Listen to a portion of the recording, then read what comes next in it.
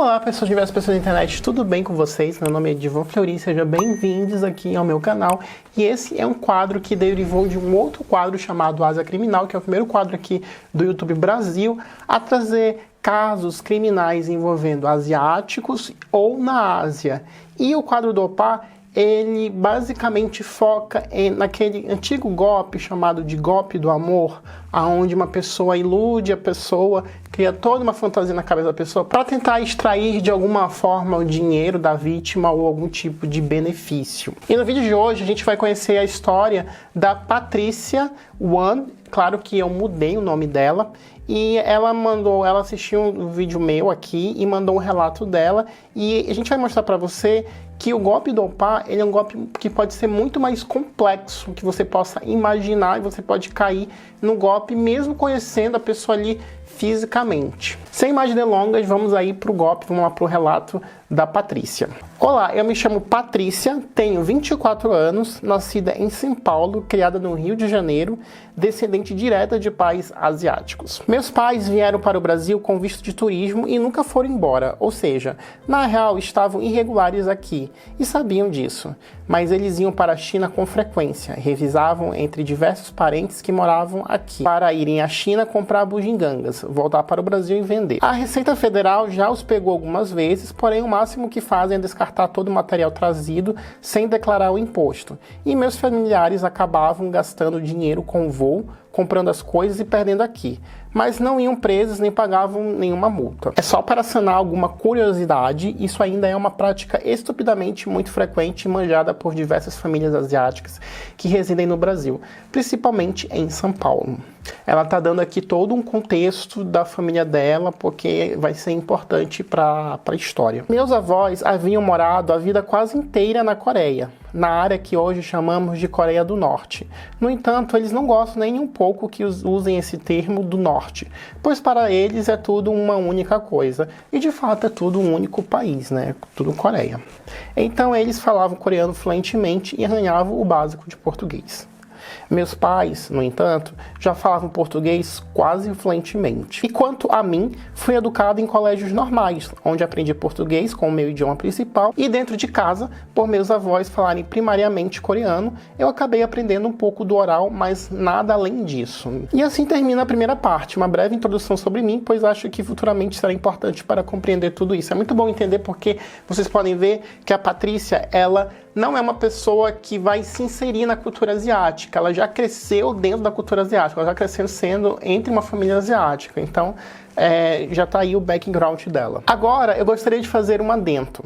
Para o padrão brasileiro, eu sempre fui considerado nem bonita nem feia, apenas era asiática magrela e pálida, do grupo, da escola, da igreja. No entanto, como vai ficar mais perceptível posteriormente para a cultura coreana, eu sou, ou costumava ser pelo menos na época, uma mulher muito atraente. A Patrícia mandou as fotos dela e eu acho que ela é atraente até para os padrões brasileiros, ela é a gostosona ali da sociedade. Eu vi as fotos, eu falei, Patrícia, você é muito bonita. Inclusive, eu tive a oportunidade de conversar com a Patrícia e sobre esse meu contato com ela eu vou contar no final do vídeo, porque eu tenho aí umas observações para falar sobre o caso da Patrícia. Então você vai ser obrigado a ficar até o final e me aguentar. Os padrões de beleza são muito distintos, então talvez para muitos aqui me vejam até mesmo como uma mulher feia, mas não era essa a realidade que eu vivia entre outras famílias de origem coreanas e chinesa que conviveram com minha família, onde para essas pessoas eu era uma menina muito desejada. Eu já falei pra vocês, eu te coloquei como a toda gostosona da comunidade. Essa pequena nota eu achei necessária para você entender porque as coisas aconteceram da forma que ocorreram na Coreia. Posteriormente eu vou voltar um pouco nesse assunto, pois trabalhei como assistente de palco e produção em uma empresa de entretenimento bem conhecida. E terei coisas a contar especificamente para as meninas que desejam ou sonham em ir para a Coreia, virarem idols ou modelos. Sem mais enrolação, agora vou ao meu relato de fato. Isso ela tá falando, sou eu não. Parte 1, eu achei engraçado, eu achei interessante, engraçado que ela dividiu como se fosse um romance, então tá bem didático pra gente entender. Parte 1, primeiros contatos, esse foi o título que ela deu na história dela. Tudo começou quando eu tinha 14 anos de idade. Nessa época, eu já estava há uns bons anos morando com meus pais no Rio de Janeiro. Eles tinham parado com o lance de trazer coisas da China, estavam legalizados no Brasil e haviam recém-aberto uma lanchonete de grande sucesso no bairro de Copacabana. Eu passava a maior parte do meu tempo nos fundos dessa lanchonete, mexendo no meu notebook, assistindo anime, filmes e etc. Uma típica garota asiática, descendente de asiáticas no Brasil. Muita gente faz isso. Tem muitos amigos que são descendentes de asiáticos que fazem a mesma coisa. Então, um belo dia, eu entrei em alguns fóruns coreanos para conversar com alguém, sem nenhuma grande pretensão, além de trocar um papo. E foi em um desses fóruns que encontrei o coreano chave de cadeia que vou chamar de Narutinho, ok? Ok, gostei da referência.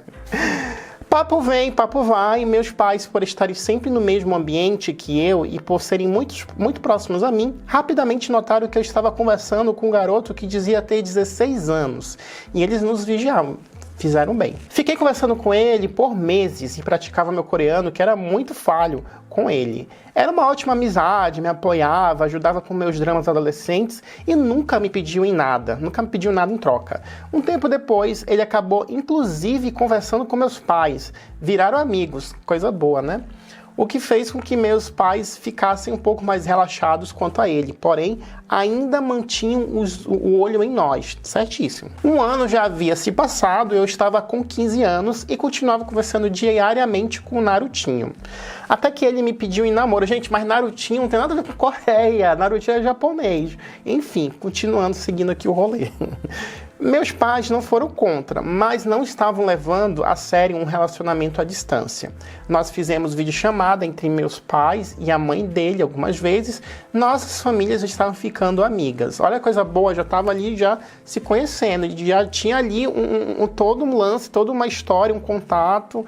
Não era uma pessoa assim que ela estava se relacionando que não tinha nem visto a cara. No caso da Patrícia, ela não só conhecia a cara da pessoa, como sabia qual que era a índole e também a família. Continuamos conversando e tudo seguiu normalmente, até que mais um ano se passou e eu completei 16 anos de idade. Minha filha, essa história é longa, hein? Então, o Narutinho e a mãe dele me chamou para visitar a Coreia e ficar hospedado na casa dele como presente de 16 anos. Meus pais não foram contra novamente, mas fizeram questão de estarem envolvidos em cada passo disso. Eles fizeram uma declaração que me permitia viajar sozinha, sendo menor de idade, levei minha passagem de ida e de volta, 13 dias na Coreia.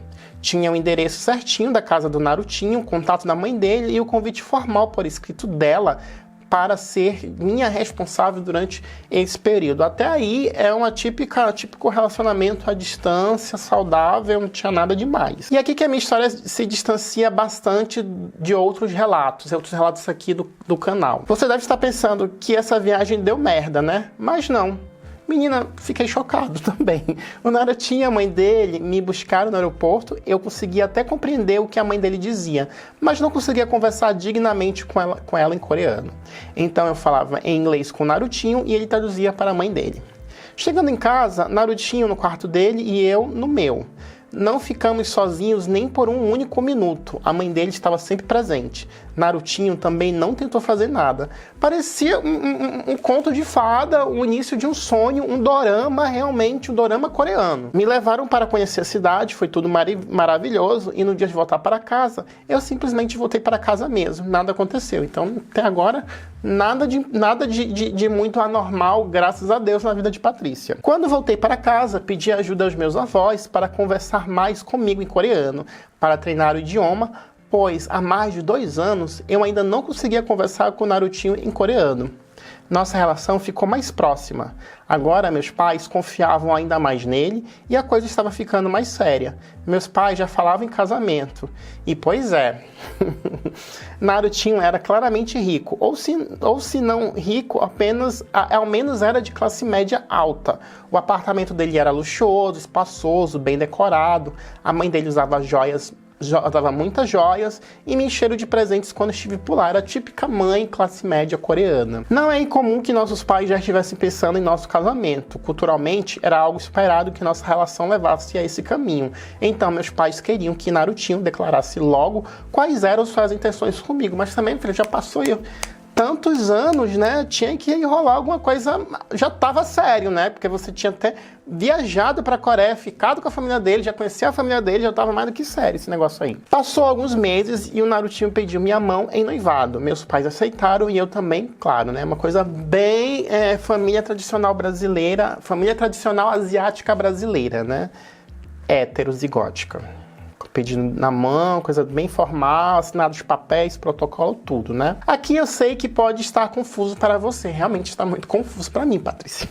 Mas não é incomum uma menina de 16 se casar com um rapaz de 18. Na Coreia é um casamento legal e frequentemente em famílias mais tradicionais. Isso realmente eu não sabia. Se você tá falando que é comum, né, que é normal na Coreia acontecer, isso não, eu acredito. Narutinho veio ao Brasil sozinho e ficou hospedado no Hotel Ibis, aqui próximo. Narutinho tem dinheiro, gente, que o Hotel Ibis não é um hotel, não é um dos hotéis mais caros, mas também não é um hotel fuleiragem, pois ele havia notado que meus pais eram mais antiquados e não ficariam tranquilos com ele sob o mesmo teto que eu.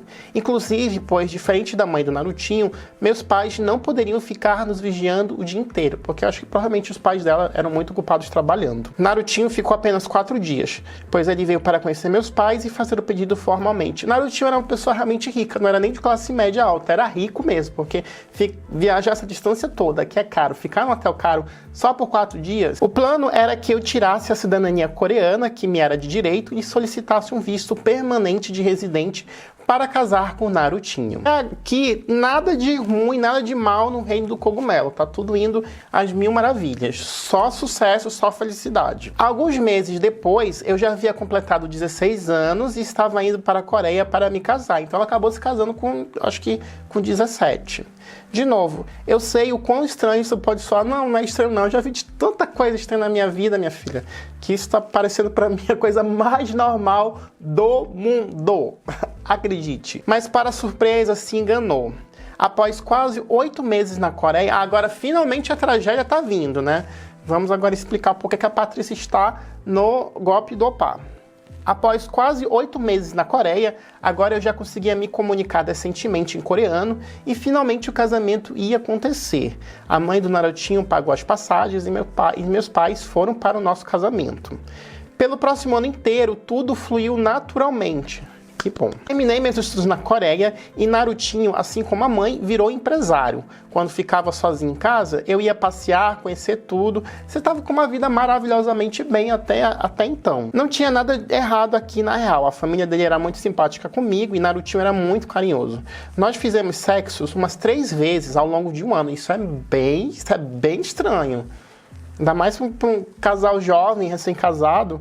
Isso que me incomodava, mas achava que podia ser diferença cultural, sei lá. Acho que isso não é diferença cultural, não.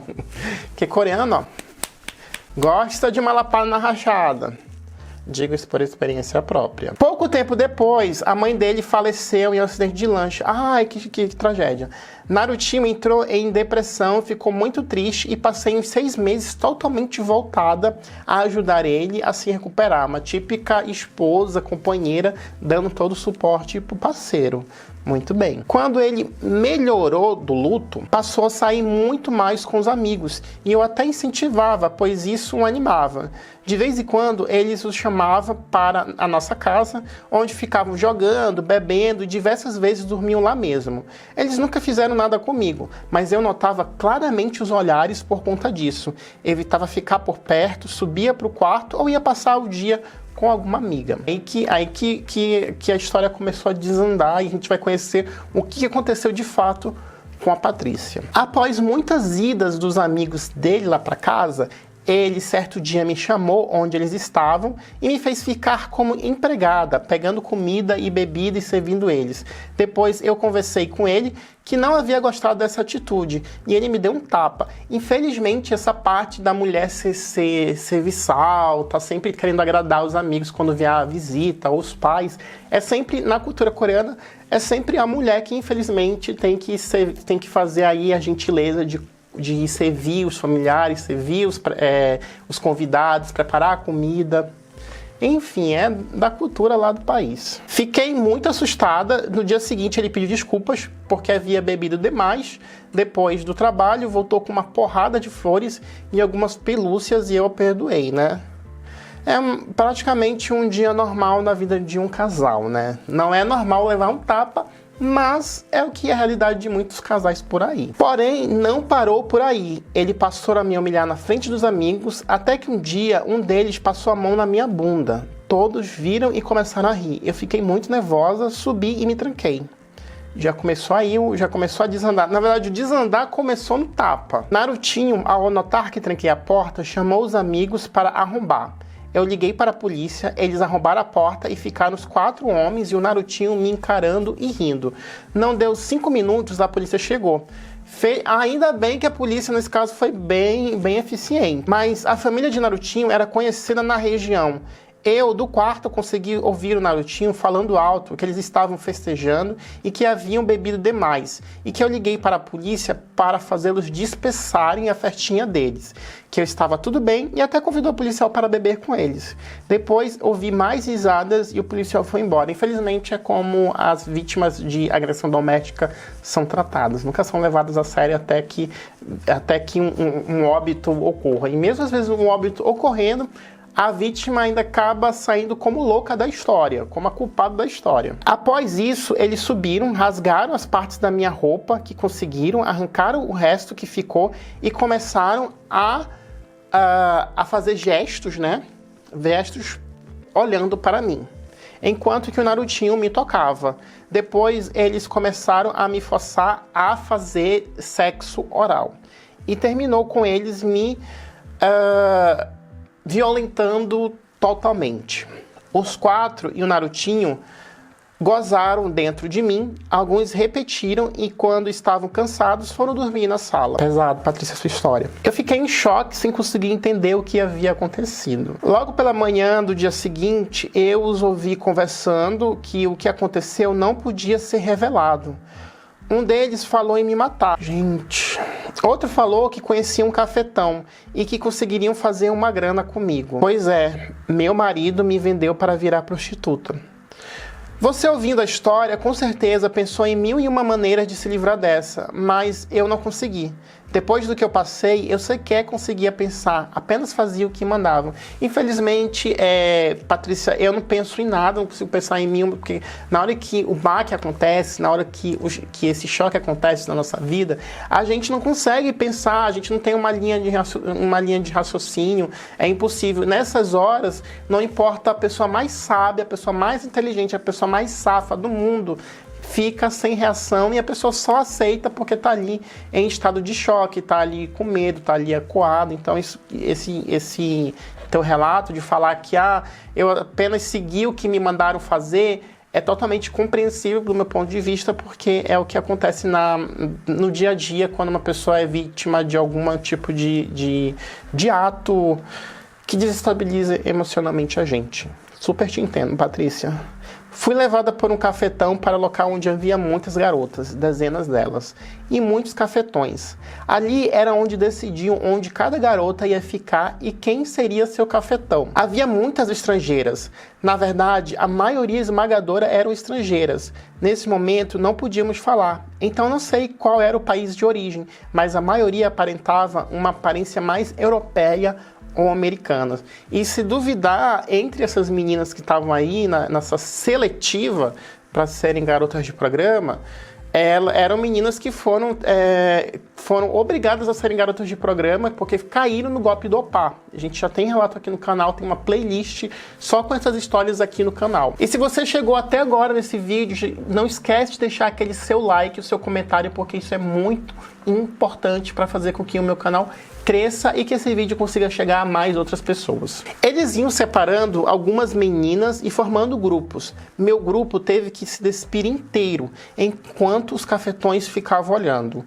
Um homem mais velho, um senhor na verdade, me encarou bastante e escolheu a mim e outra menina, que vou chamar de Everest. Nossa, da onde você tirou esses nomes, hein, Patrícia? Eu e Everest éramos ambas descendentes diretas de coreano e seguimos bem o padrão coreano de beleza. Eu com 1,68 m de altura, 49 quilos, pele de porcelana, bem magra, pernas compridas e seios um pouco acentuados. Não sei os dados da Everest, mas ela tinha um corpo bem próximo do meu e menos seios. Era típico padrãozinho asiático. Fomos levados para um hotel sem nome que pertencia à mulher que seria a nossa cafetina. Essa mulher eu vou chamar de Cruella. Apesar do apelido, ela era uma pessoa muito simpática. Não, obrigado pelo apelido. Educada e notava-se claramente que era de alta sociedade pela forma de se vestir, andar e comportar.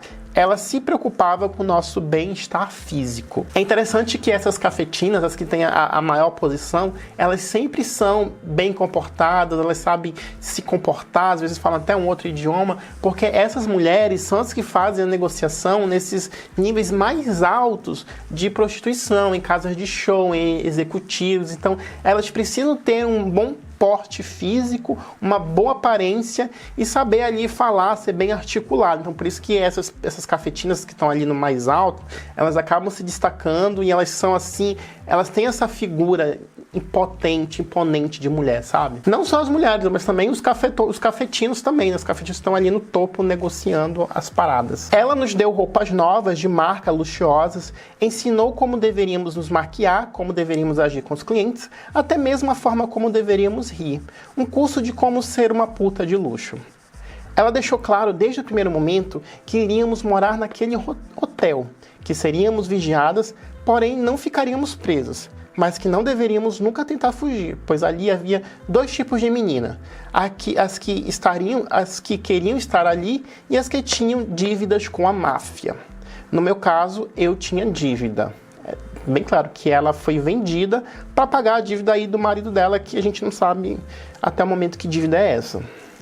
Eu teria que cobrir o valor que eles pagaram ao meu marido e seus amigos. No entanto, nunca soube quanto foi esse valor. Gente, eu tô aqui chocado que ela foi vendida, foi obrigada, ela não pode fazer muita coisa e ela não sabe por quanto que ela foi vendida. O marido sacana, o Narutinho vendeu ela por um valor, provavelmente deve ter sido um valor alto, e era um valor, gente, que talvez ele nem precisasse de dinheiro, porque ele já era de uma família rica, ele já tinha isso aqui dinheiro, e provavelmente os amigos do Narutinho também eram pessoas de posse. Então eu não entendo por que fizeram uma sacanagem dessa com Patrícia, que tipo de homem lixo é esse? Primeira coisa, dar um tapa no visual. Fomos a salões luxuosos, apenas as meninas e a cafetina. Os seguranças deviam estar próximo, mas não estavam visíveis. São sempre esses olheiros que ficam assim de olho assim para ver se a menina vai tentar fugir. E se ela tentar fugir, eles ficam ali olhando para ver por onde que ela vai tentar ir. E uma hora ou outra eles acham. E quando eles acham, o castigo é muito pesado. Nesse momento, nenhuma menina ainda havia sido requisitada a fazer cirurgia ainda. Depois fomos criar nossos perfis para os sites deles. Isso é uma coisa também que eu vou trazer no futuro aqui no Golpe do Opá, que existem realmente esses sites que só são acessíveis lá na Coreia, que são os sites aí da Deep Web, em que esses homens que estão procurando essas garotas ou esses meninos para fazer programas, eles acessam. Então, são sites bem específicos, são sites mal feitos, porque são sites temporários, e que eles colocam ali o perfil das meninas. Tem muita menina brasileira, fotos ali mostrando, fazendo as posições, e um dia eu vou tentar trazer aqui para vocês. Eu tenho essas fotos comigo, e eu vou pensar em uma maneira de tentar trazer sem mostrar as meninas que estão nesse site, porque a gente não sabe quem tá ali porque quer ou quem tá ali porque foi vendida, que caiu no golpe do Opá. Nunca soube qual era o domínio. As fotos eram padrão. Todas as meninas tiravam as fotos na mesma posição, sempre foto estilo perfil, como eu vou demonstrar abaixo com minhas fotos que ainda estão no celular. Somente em meu celular tenho mais de 90 fotos nesse estilo e algumas outras tiradas pela própria cafetina. Essas que eu tenho no celular ainda são de um tempo depois, quando já havia me livrado do meu marido, mas continuava como prostituta e viciada em drogas. Estava longe do meu auge físico.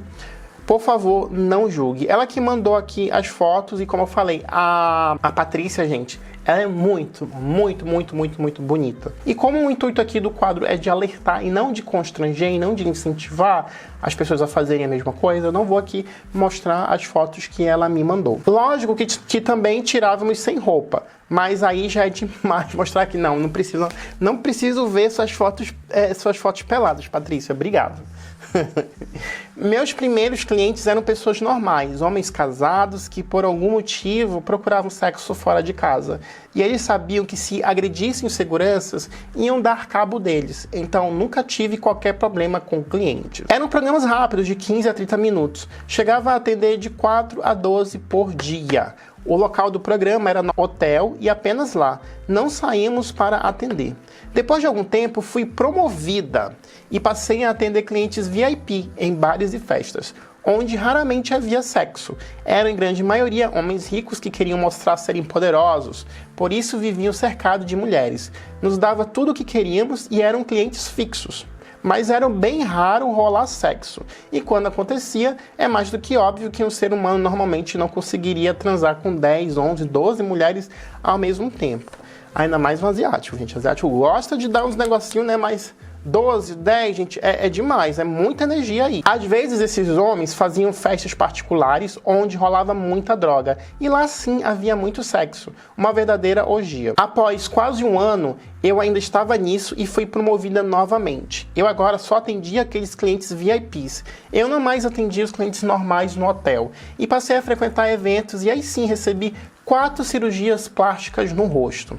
Esses eventos iam desde ir a festas de ricos e celebridades, como modelo manequim, onde eu literalmente só ia para lá aproveitar a festa, entreter os convidados como se eu fosse uma igual a eles e encher o local, para dizer que o local era bem frequentado, que só tinha gente bonita. As meninas mais bonitas e com padrão asiático éramos chamados para encher o local e assim aparentar que a festa estava repleta de meninas bonitas, aquilo que eu falei, né? Só para isso, inclusive, tem em vários países aqui na Ásia, inclusive aqui onde eu tô aqui na China, eles contratam modelos, entre aspas, para encher os bares, encher os eventos, para dizer que ali é um evento selecionado e que só tem gente ali da mais alta sociedade, gente ali topzera de aparência. E mais uma vez ela mandou aqui uma foto dela fazendo propaganda de um desses bares que ela frequentava. E ela, gente, e eu consigo ver, vou aqui descrever para vocês, que realmente ela já sabia até fazer as poses para se vender através de uma foto. E são poses realmente pensadas, montadas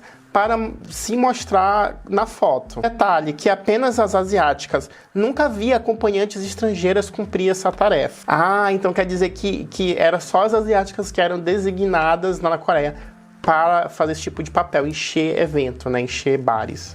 Os eventos também englobavam propagandas enganosas, onde eu fazia propaganda de um serviço que nunca utilizei ou de cirurgias que nunca fiz. Outro tipo de evento que eu participei foi de abertura de exposições de carro. Outro tipo de evento que também é muito comum ter aqui na China. Nessa época, eu estava completamente afundado nas drogas. Eu estava viciado em cocaína, não consigo dizer por quanto tempo. Sei que um dia paguei minha dívida. Meu marido foi me buscar e eu pedi para a cafetina para continuar trabalhando para ela, pois ali eu tinha fácil acesso a drogas e eu ganhava muito bem. Assim podia sustentar meu vício. Ela aceitou e proibiu o Narutinho de chegar perto de mim. Ela, inclusive, fez nosso divórcio. Tá me parecendo que essa sua cafetina foi basicamente uma amiga e uma facilitadora, entre aspas, né, amiga da onça, que te deu ali algum tipo de suporte. Claro que você tinha que trabalhar para ela, né? Continuei trabalhando e me drogando por meses, até que em um desses eventos de modelo, para encher uma festa em uma empresa de entretenimento bem conhecida, uma mulher me convidou para fazer um teste para ser modelo pela agência deles. Um outro detalhe também é que o Narutinho ainda queria que ela voltasse para casa. É isso mesmo, produção? Estranho nada, porque nessa vida não sei o que passa na cabeça do homem que faz isso. Vende a mulher e depois, ok, pagou a dívida, né? Volta aqui para casa. Parte 12, modelo. Eu fui e fiz o teste. Aqui quero ressaltar um aviso às meninas brasileiras. Esse meu teste de modelo aconteceu no mesmo dia e local do teste para idol, dançarinos de apoio e compositores. Estava muito cheio e eu notei que haviam brasileiras no teste. Eu cheguei a conversar com a Fernanda, uma brasileira muito simpática que havia gastado uma grana só para ir fazer o teste. A Fernanda ia fazer o teste de dançarina, mas também conheci muitas meninas para idol.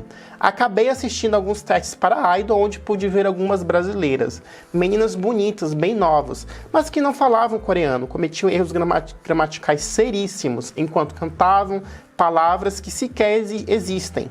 Não conseguiam se comunicar com a entrevistadora sem um intérprete. Algumas sequer cantavam bem. Meninas que cruzavam o mundo para pagar um mico. É tipo uma audição, gente, do American Idol, sabe? Que tinha no Brasil também. Não sei se ainda tem esse reality show. Em que as pessoas ali cantavam de qualquer jeito. Soava engraçado, porque você via que não tinha nenhum preparamento vocal, nem nenhuma técnica, nem nada. E estavam ali pagando mico, porque quem estava ouvindo via que aquilo ali, gente, a pessoa não ia ter futuro se ela não estudasse, não se preparasse, não tivesse uma voz preparada para cantar. E nesses testes para idol, esses testes para dançarina, minha gente, tem cada coisa, tem muita gente que realmente vai, quer ter esse sonho, né? É um sonho que a pessoa às vezes nem sabia que tinha, nem sabia que existia, ia lá para fazer um teste. Mas, gente, cuidado, muito cuidado com esses testes, porque às vezes, não sei se ela vai falar aqui no depoimento, mas às vezes esse teste é só uma fachada para selecionar pessoas, meninos e meninas, para serem prostitutas na Coreia do Sul. Fiquem bem atentos a isso, que muitos desses testes aí são fachadas, não são testes. Então, às vezes, eles já sabem até quem vão chamar.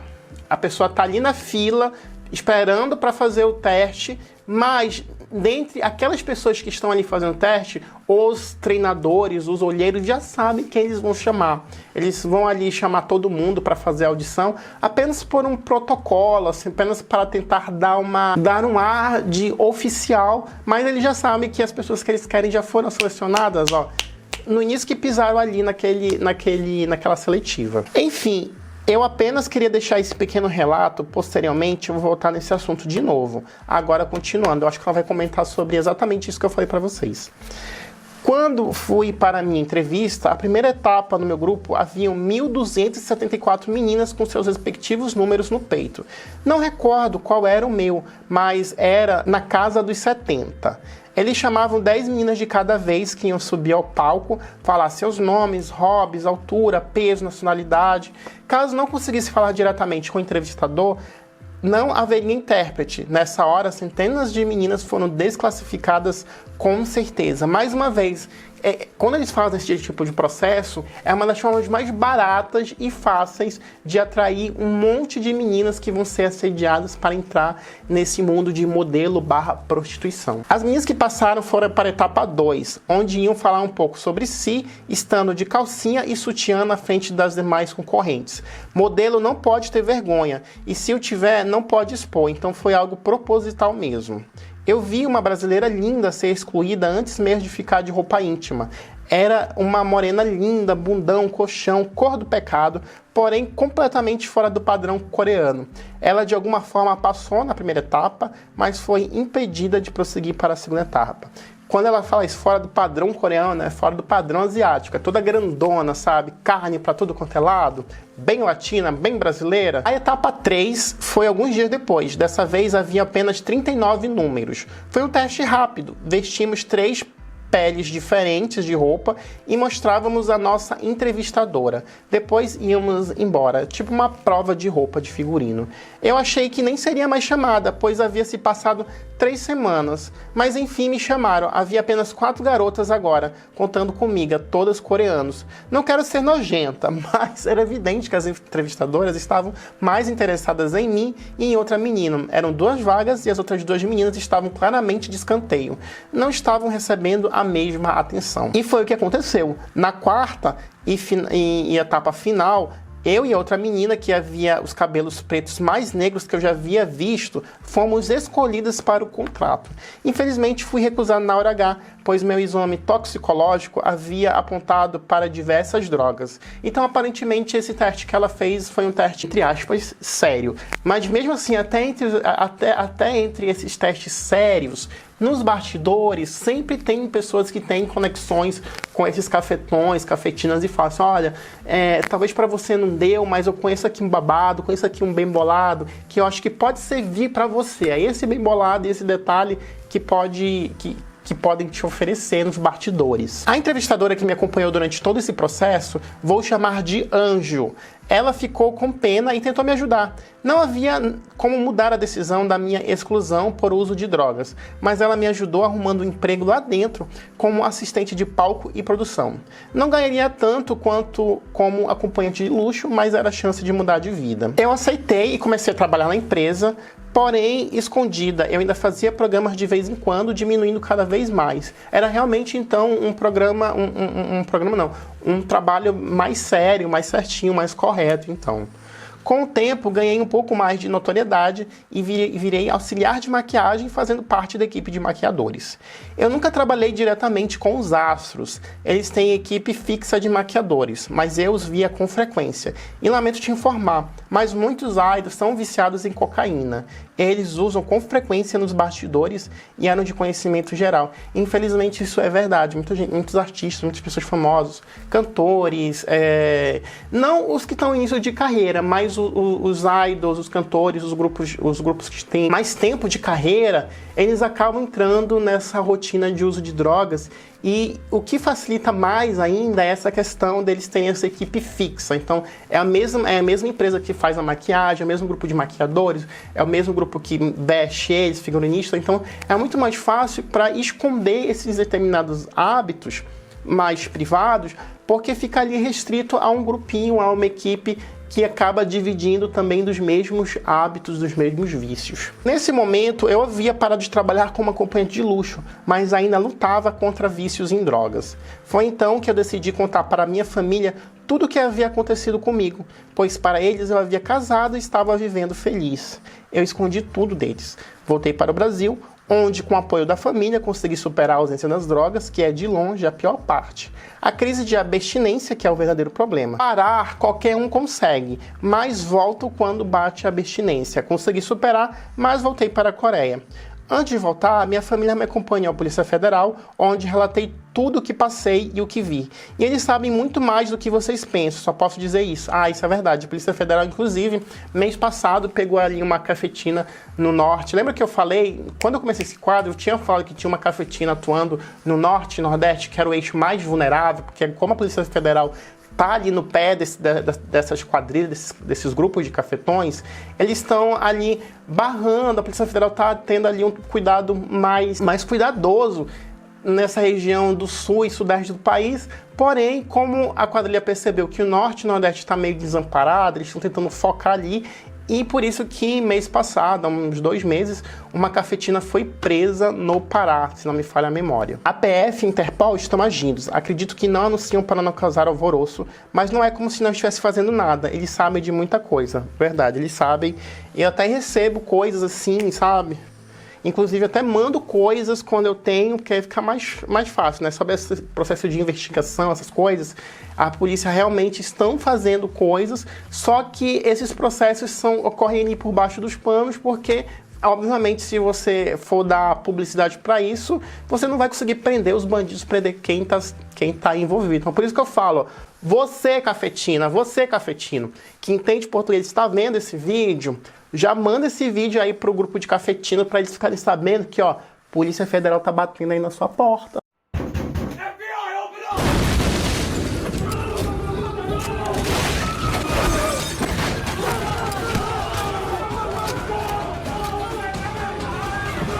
Então, já fazendo uma mexão aí para compartilhar em todos os grupos aí de cafetina, grupo de pessoas que promovem viagens no Brasil e na Coreia, o pessoal aí fica de olho. Se você é cafetão, se você é cafetina, se você ganha algum dinheiro nesse esquema bem bolado, ó, fica de olho que a tua hora pode estar chegando aí, hein?